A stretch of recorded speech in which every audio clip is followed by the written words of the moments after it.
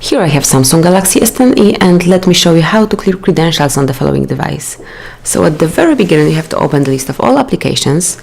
Now go to the settings, which are here.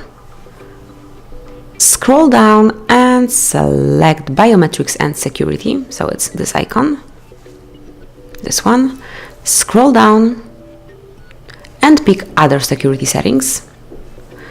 And now just scroll down one more time, and under install from device storage you will notice clear credentials. So if you want to remove all certificates, just tap on this icon. You have to confirm that you want to remove all content, because this operation cannot be undone, but if you do, just tap on OK. And credential storage have been cleared. So that's it. Thank you for watching. Please subscribe our channel and leave the thumbs up.